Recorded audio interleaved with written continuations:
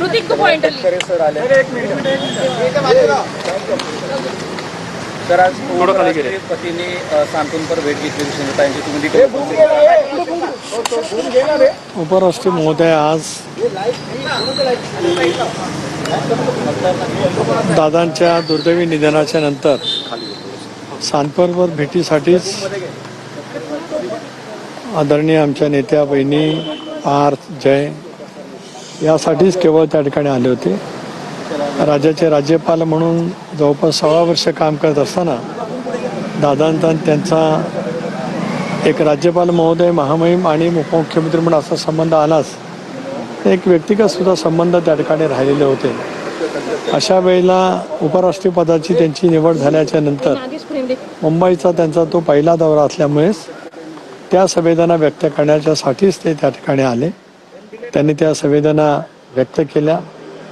दादांच्याबद्दल 6 वर्षात जे वेगवेगळे अनुभव आलेले होते, किती दादा उत्तम प्रशासक होते, किती पद्धतीचे जनतेचा त्यांचा संवाद होता, काटेकोरपणा वेळेच्या वतीमध्ये किती दादा पाळायचे, या संदर्भामध्ये उपराष्ट्रपती महोदयांनी दादांच्या प्रती आपल्या संवेदना त्या ठिकाणी व्यक्त केल्या. एवढ्याच विषयाच्या साठीच उपराष्ट्रपती महोदय येणार म्हणूनच मी आणि प्रफुल्लभाई त्या ठिकाणी उपस्थित होतो.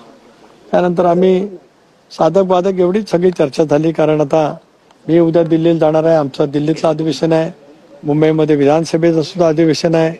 त्यानंतर मग बहिणींचा अर्ज भरण्याची प्रक्रिया सुरू होईल. तर आम्ही अर्ज कधी भरणार आहोत त्याच्या विषयावरती सुद्धा त्या ठिकाणी चर्चा केली आणि कदाचित 6 एप्रिलला बहिणींचा अर्ज आम्ही बारामतीला त्या ठिकाणी दाखल करू.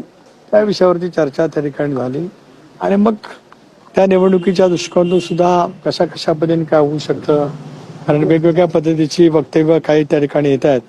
एवढ्याच विषयावरती त्या ठिकाणी चर्चा झाली. यापेक्षा त्या ठिकाणी काही चर्चा झाली नाही, कारण त्यांचे अधिवेशन सुरू आहे आणि लोकसभेचं सुद्धा